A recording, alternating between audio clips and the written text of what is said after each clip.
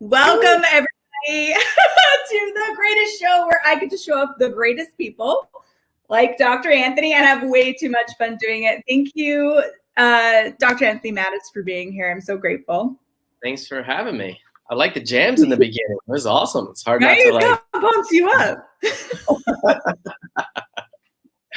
Yeah, I was doing some chair dancing. You know what I mean? I was watching. I could see you. Yeah. It's good. That's awesome. People are missing out. Yeah. So today I'm actually really excited to be talking about this rather than all the I can'ts in the world. Today we're talking actually about accessing possibilities. And cool. Yeah, and some of the main conversations. This? No, you don't want it to be this. We're not doing this today. Yes. We're not doing it today. Woo! That's an exact example of what we're not doing today. Awesome. Yeah. So we're clear. Just so we're clear and everyone's clear who's watching us. And thank you everyone who's joining. Okay, so I actually had a lot of fun going through your website and reading up about kind of like what the conversations you're having, what you're talking about. And I wondered if we could start with even just accessing possibility. Like, what does that even mean? Yeah, exactly. What does it mean? Well, you know, for most of my life, up until about a few years ago, for most of my life, it was just really just hanging on to hope at first. You know what I mean? It was like, because, you know, I had the point of view for the majority of my life that I was like, man, I was just fighting to be mediocre. I was just fighting for just to have a normal average in real life. And even that was a struggle. And I wanted the postage stamp life, to be honest with you. I wanted to have that nuclear family, you know, the wife and the kids and the dog and the fence, because I didn't really have that growing up, you know. And so I worked my ass off to try to create that. And, you know, I wanted to be healed, but there was always this shit was always happening. But I always knew somewhere there was always hope, no matter what kind of crappy situation that I kept finding myself in over and over and over again, and realizing how much of that I created myself. But there was always this glimmer of hope that always stayed within my world. You know, it's like I never gave up. So there was just that glimmer of hope. And then really when Access Consciousness came along and I started finally using the tools after using a gazillion million other different tools, I started to become aware that you could actually have more than just that normal average in real existence. You could actually have, like, possibilities are infinite. And there were things that I was starting to become aware of that were available to me that I didn't even know I had access to. You know what I mean? Because like I said, it's like, because then I finally got to the normal average in real life and I'm like, wait a minute, but I've experienced so much greatness and all this other yummy, delicious stuff. And I'm like, what's showing up right now doesn't even compare to everything that has shown up. And it's like, truly, now what else is possible beyond anything that I ever thought was possible? So that's sort of like kind of what happened. And I was like, I kind of almost felt like I was going to die, because I'm like, wait, everything's showing up that I've been working my ass off for. It's all here. And now I'm like, am I going to die tomorrow? Because I've finished it. I accomplished it. And I realized, like, but this isn't enough. And it's not about material stuff. It's not about any of that. It's about like having things in your life that are showing up that match the energy of like what you know is possible. But I didn't even know those things were possible until they became available to me. And that was really through the tools of Access Consciousness. Wow. So I think a lot of people could see that in their own lives where they're fighting for whatever their mediocre is. Like, so, okay. So you said you didn't even know that there were possibilities until you start to explore this and access it. Well, you know, I would look at people's lives and I'd be like, man, you know, it's like say like they're super wealthy and whatever, and they, and I'm like, that's fine, that's cool. But if I could have at least this over here, I'm okay. I don't need to have that. If I could just have this, and this wasn't really asking for much. And then it's like, and I was like, well, I'm working my ass off just to have this piece here. And it was like, a wife commits suicide. She has mental illness. I'm in one bad relationship after another. Never really choosing people who actually had my back, staying in relationships longer than I should have, struggled in school, struggled in business. It was like constant, and a lot of abuse growing up. And it's like, man, oh man. And then when I finally got to the point where it was like, wow, it doesn't have to be that way. And then I was like, really, anything is possible. And then I started creating the life that I have now. And what I've learned is like, it really, truly, you hear about infinite possibilities. You hear about that, but that always felt like it was for the other person, and I can honestly tell you that there are things that are available to every single one of us out there that we don't even know that is available to us. It's just maybe like an idea, but I can tell you it's true. And you just have to keep asking, and it'll show up. That's so exciting to even like start to wonder about, Yeah. So for you, when you couldn't, like, when you were like, I can't even achieve like 1% of what this other person has, or I can't even achieve like this basic mediocre life. Like what did you decide about yourself? Like, what did that create for you and like your self-worth? Well, oh God, my self-worth, my God. Yeah. Great question. I had like zero like self-esteem, you know what I mean? It was, I was a relatively good looking person growing up and stuff like that. So it's, people were attracted to me. So I kind of had that going for me. I was a pretty good athlete, but but then everybody I'm not a very big person. I'm not a large man. So when people started going through puberty and all that stuff, and I was sort of like a late bloomer plus a small in stature, it's like, the sports, the athletics started sort of slipping away from me. So the one thing that gave me a little bit of confidence in myself was sort of like starting to go away. And I'm like, oh my God, it's like, I thought of myself as a dumb person. I'm like, I'm dumb, I'm short. All my friends are going to college.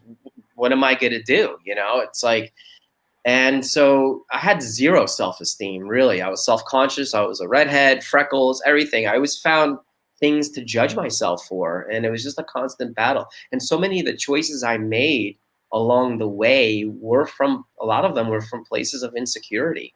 They weren't from that space of like creation. Some of it was, but a lot of it was to prove the system wrong, or to prove that I wasn't dumb or ugly, where none of inside of that equation was I really asking, what would I really like to create in the world? What would I like to be in the world? I mean, I knew, but I thought I had to go through a certain path. So I fought my ass off to go through that path while trying to prove everybody wrong, including myself. Wow. Yeah. It wasn't fun. I had no fun unless I got drunk or high, to be honest with you. Those only times I had to grieve is sex, drinking, and some party favors that I would take from time to time. Right. Okay. So from there, and I know I'm tapping in and I'm perceiving these people that are like, oh my God, that's me, or I've experienced that. So from their perspective and from your own personal experience, are you able to access possibilities from that proving, from that fight? Like yes, but not as easily as now. Right. And so what's beautiful about like the tools of access consciousness is like, it teaches you, it creates a space where you start to learn how to receive. And it also helps you to sort of acknowledge all the things that are showing up in your life. So as you acknowledge those, it sort of like starts to exponentialize. And like back in those days, it would feel like every time I would get like one foot up on the ground while the other knee was still down, and something would come along and kick me right in the nuts, you know what I mean? And knock me back down again. But with the tools of access, it's like, we ask that one question, like, how does it get better than this? How does it get better than this? And how many of us have the point of views, if something good happens, like, it doesn't get better than this. This is as good as it gets. right? I mean, that's a huge point of view that people function from. Or it's like, oh man, I have enough, right? Why ask for anything more? I got everything I need, right? And so those simple little things, but for me, it was about receiving. But even during my struggles, I did have people show up in my life that encouraged me, that saw my potential, and I'm grateful for them because they're the ones who kind of kept the hope going. But nothing really quite got that potential to sort of like come out. So again, there was that constant state of frustration over and over and over again. And then I just started really seeking. I was looking for that like Mr. Miyagi, you know what I mean, from the Karate Kid. I was looking for that mentor to teach me like philosophy about life and how to create and how to receive and how to have communion and oneness. So it was always like in there. I was always looking for that mentor, and I would try different things. And so when I finally went to chiropractic school and studying all these different healing techniques, I was like a weirdo. Like as soon as I like got a job when I was in my early 20s, it's like I couldn't wait to go see a psychotherapist because I just wanted to go talk to somebody about all my life's problems because I wanted to like heal. I didn't want to have bitterness and resentment. I was kind of like a weird, and they loved me because I was like an open book. So I'm like, here's all my skeletons. Can you please fix me? You know what I mean? So like, I was always pressing, but nothing really changed. And then what became my drug of choice was love and romance. I was looking for my worth and value with the person that I had by my side, as they were supposed to be the ones to fill that hole or in that gap. So I would choose people that basically had a lot of problems, that I could try to fix. And so, it was just one bad choice after another, but out of it, I got beautiful children, 3 beautiful children. And that's something that I've always wanted to be and do. I wanted to be a dad, and I wanted to be a dad, the kind of dad that I didn't have growing up, to my kids. And I've been able to do that. And now they're 20, 18, and 12. And so that's been a great joy. And, but even with going through the whole tragedy and stuff like that, you would think that that's something that would knock me on my ass. And it did. But Access Consciousness came along, and it really, it was really a miracle for both myself and the children. Yeah. And where you have become such a miracle, like one of the things I love about you, Anthony, is that you are so open with your story. You don't try and pretend to be perfect or like, I've got it all figured out now, or like, I just was born this way. Yes. No way. And you help like hundreds and hundreds and hundreds of people. You facilitate classes all around the world. You address stuff with bodies and deeper, like, so you not only did that miracle come into your life, but you became a miracle for so many people. Yeah. Thank you. And that was something that was always inside of me. That was a seed that had been in me from the beginning. And I was always looking for certain vehicles in which to sort of like express that. And so, one of my greatest joys, and I was going to actually ask you this question later when we play our game, but, one of my greatest joys is to actually facilitate when I work with people and facilitate like to pull that greatness out of them, to get them to see their power and their potency and what their gifts and capacities are and how they could be a contribution, even if it's just in their family, or, let alone the rest of the world. And so to me, that's one of my greatest joys, is to help facilitate awareness in someone else that empowers them, that gets them to see the gift that they are in the world. So that it's just fun. And I thought I was able to do it through other vehicles, but not quite.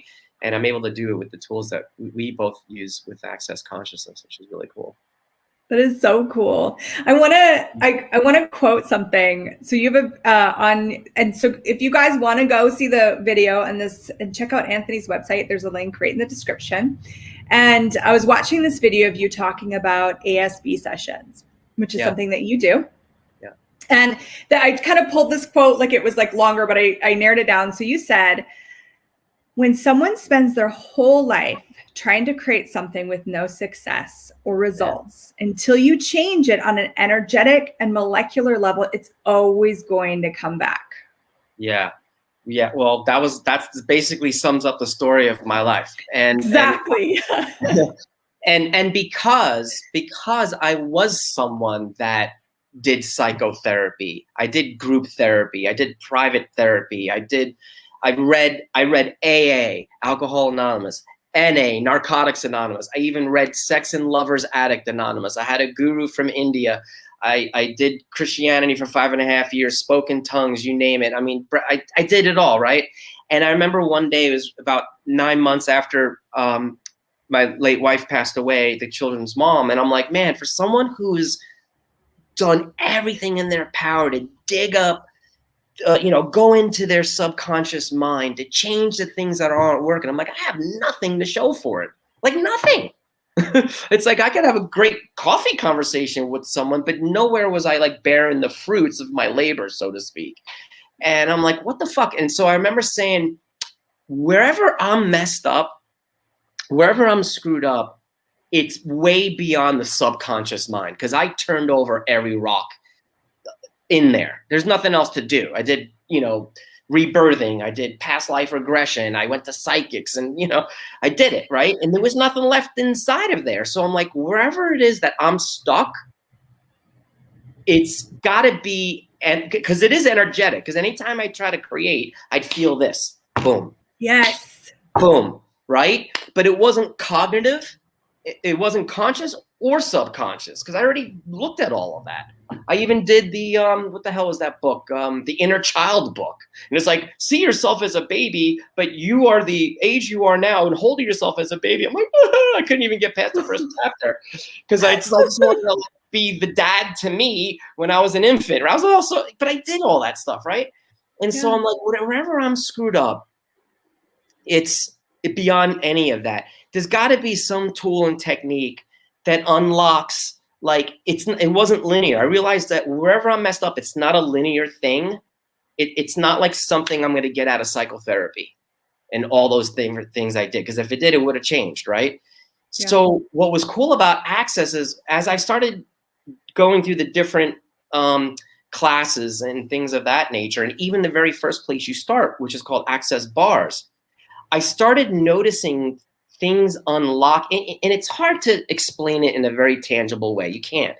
But I started feeling like things energetically that had nothing to do with anything I was cognitively aware of.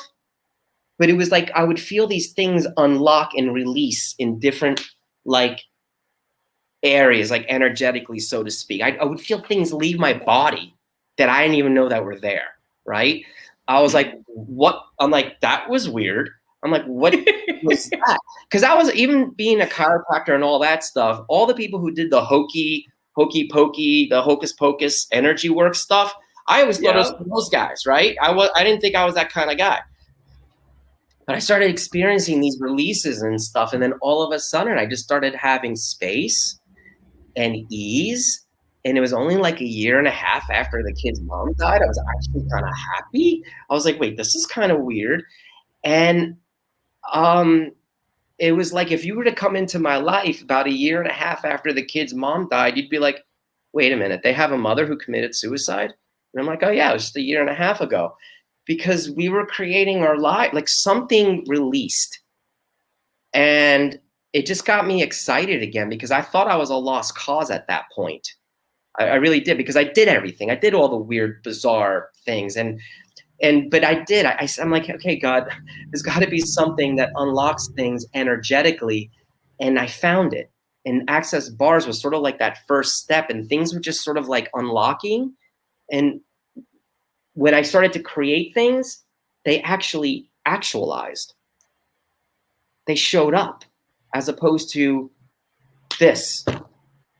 Or like, it's kind of a little bit showing up, but then no.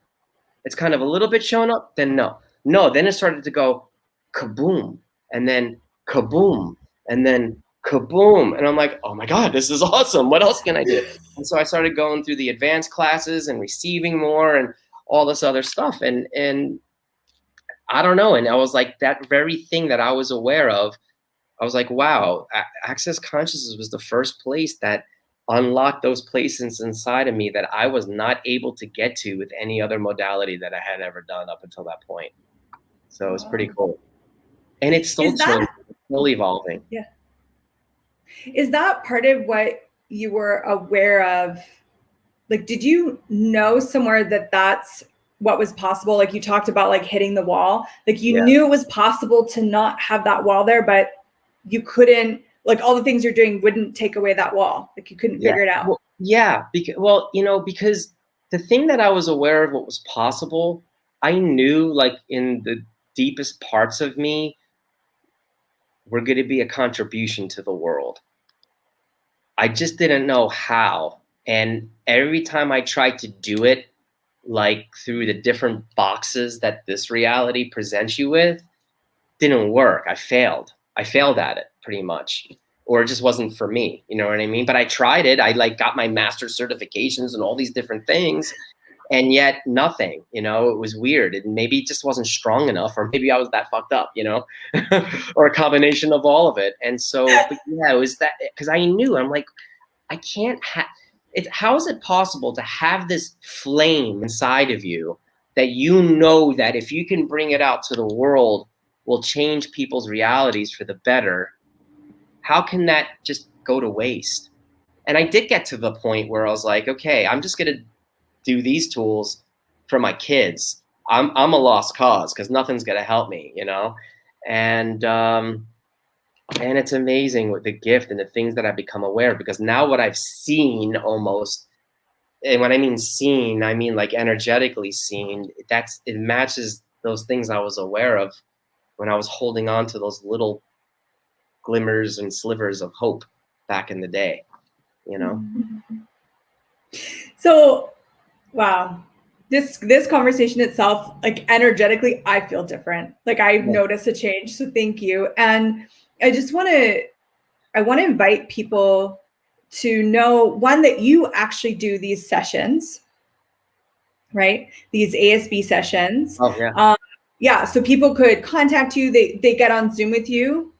Sure. Yeah, we could do remote sessions. Absolutely. Yeah. Yeah. Or in person if you're lucky enough. And so this is something that, what is it like for you to work with someone? You're doing your sessions, you're working with someone on that energetic, that molecular level. What is that like for you? Well, it's like I get to change those places in them that they haven't been able to change themselves with God knows how many books they've read and motivational seminars and all that. So I'm able to work with those things and unlock it so that they actually have more space, more communion, more ease. And so they could actually recognize, so much so that it's actually tangible, the possibilities, the infinite possibilities. And then, you know, then all of a sudden they have this space. Then a lot of people sometimes freak out because they're like, oh my God, I don't even know what to choose. There's just so many options. And then a lot of times they go, no. And I'm like, don't do that. I'm like, I'm uncomfortable for a little while. I'm like, but this is the space you've been asking for. It's like that blank canvas that you've been asking for. Now it's like, now you have to ask yourself, okay, what would I like to create now? Now that the space is available, and what do I get to create? What do I have to choose now? And then you'll start to watch that canvas start to fill up with all sorts of things that maybe you didn't even know that were possible. That's so beautiful. And it can change at any time too. You could always redo it, which is nice. Yeah. Wow. Yeah. So those of you that are new to Dr. Anthony Mattis, he does not just these sessions, he also is a 3D body facilitator, Talk to the Entities Facilitator, Expert Facilitator, Access Consciousness Certified Facilitator. You do a lot. Yeah, you offer a lot. I'm like, lately, I'm like, I haven't been doing enough. Loser. So please, if you want more with him, go check him out, engage with him. You're such a gift. My world changes every time I interact with you. So just thank you for being on the planet. Likewise. Yeah, thank you. And you know what they say? They say, you know, if you could see it in others, it's because you have it inside of you as well. So. Okay. We'll see. Okay. So okay, we're already at 25 minutes in. We're gonna end the game or end the show with a game. But is there anything else that you would want to say that I haven't asked you about possibility or anything else? No, I don't think so. It's really just other like what if like your very ask, like whatever you've asked for in life was actually like maybe even a limitation. Maybe your very ask isn't even enough. And so, yeah, so just consider that for a minute. And you know, for some reason, I don't know why this comes up, because I could perceive the excitement in people's worlds, but then I could also hear some people's heads go like, yeah, but you don't know what I'm in the middle of right now. You don't know the abusive relationship I'm in right now, or you don't know the abuse that I've had in the past. How can me possibly have that you know, and you may have that point of view right now, but I promise you that it is available to you. It's not just available to the select few. It's available to all of us. And no matter what you've been through, it doesn't have to be your future. Thank you. You're welcome. Yeah. Woo. There's a lot of gratitude in the thread. People are really loving this conversation. Oh, awesome. Yeah. All right. Shall we play our game? Yeah. Yep. So All you right. ask me and then I ask you, or do I have to? I answer? You're right. Okay. Well, I'll explain the game a little bit to the people so that they know what we're. So this game is called speed dating. I've never actually done speed dating, although I thought it would be funny because I wouldn't take it seriously. Like, how could you take that seriously? But okay, so the game is speed dating. Here's how the game works. I'm going to set a 2-minute timer for each round, and we're going to take turns asking each other a set of questions to get to know each other on a deeper, sillier level. So Anthony gets to go first. So I'm going to ask you questions. Okay. I'm going to set my timer. Yep. Okay. I'm going to get my questions here. All right. Are you ready, sir? Yep. All right. Timer going. So, Anthony, how would your friends describe you in one word? Oh, boy. Deep is the first thing that comes. Nice. Yeah. Nice. Okay. Mountain or beaches? Mountain, for sure. Oh. Yeah. What is something you want to change in the world? Oh, the level of consciousness here. Well said. Okay. What time in history would you have liked to have been born in, and why? Oh, there's a bunch of them. Oh God, there's a bunch of them. You know, but I've always been fascinated with the 60s. It'd be cool to kind of be a hippie and kind of do that love, sex, and rock and roll stuff. Nice. I love that. What is something that you love that most people don't? Consciousness. Good. Yeah. I actually love digging deep within the depths of my being, and I'm willing to look at. I don't care how ugly it is about myself. I'm willing to go there. Most people aren't. Wow. That probably and I know that because like my friends would be like, "Dude, get away from me. You're so intense, you know. You're so deep. They're like, get away from me. You're driving me crazy, Mattis. You know." So that's I didn't realize. I thought everybody wanted to be like that. I thought everybody wanted to be heart and be like, "Hey, let's be like real with each other. Come on, it's fun." I didn't realize nobody likes that. Well, I like it. Oh man, our timer went. I want to ask you one more. No, I love it. I love it.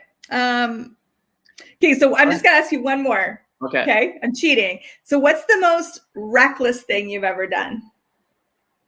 Reckless? Oh, Jesus.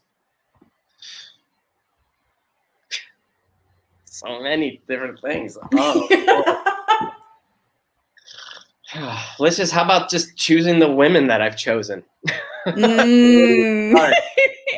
Where do you start? I mean, I met somebody over a drug-induced weekend and fell in major lust and chose to move to the area that she's from and start a business. That's a good story. And I struggled for fucking 20-something years. Less of a good story now. Yeah. Well, I'm just saying, but it was because of the recklessness. You know what I mean? It's like, that's what unconsciousness will get you. Yeah. Okay, awesome. Do you have questions for me? Yes, I got questions for you. So, yay! Ready? So I'm gonna start my timer. Go. Yep, ready, go. So, what is your greatest success story for you, and what you've been able to facilitate in others? Your questions are way better than my questions. That's a good one. And we go to judgment. Or acknowledgement, awareness. Okay, greatest success story for me was to like literally wake up every morning in such hatred of myself that I was disappointed that I still existed. To like waking up every morning like, what do I get to do today? Like, who do I get to talk to? Like, what do I get to create? And just like loving my life and myself in a completely, different way. Beautiful. Wow. Yeah. I hope those people out there that feeling that way now, there's hope for you. So that's awesome. Yeah. Cool. Now, what was your greatest success story like what you facilitated in someone else? Okay. Yeah, that's a great one. Wow. What was the greatest joy? The greatest joy? Okay. I get it's those times, and there's been a few, but where it's a similar story where they've been in this place of like, they do not get how great they are. Like they actually come in with this sense of like, I am worthless and I'm sorry that you have to deal with me. And to get them to like clearly go, oh my God, I'm not a piece of shit. Like, like they have that awareness, not that they believe it, I'll fake it till I make it, but they come to that, they know it now. That's been my greatest joy. Yeah. Fun. Awesome. All right. What turns your body on? Oh, the timer went already. That was 2 minutes. Lame. Come on. I talk too much. Well, okay, 1 more minute. I'm going to answer this question. So what turns my body on is, well, I'm going to be honest, a lot of things turn my body on. I'm kind of like a turned on person, like, but energy turns my body on. The earth turns my body on. Yeah. Like a sensuality and like, sensual touch. And oh my God, being around people that aren't judging. Like that just, Yeah. Sweet. Yeah. Awesome. You have to answer that one. Can you answer that one? Well, everyone wants to know. I'll tell you what, everything you said, like the earth, certainly. I mean, I love traveling, going to different places, sensual touch, like you said, people who touch with like kind, caring energy.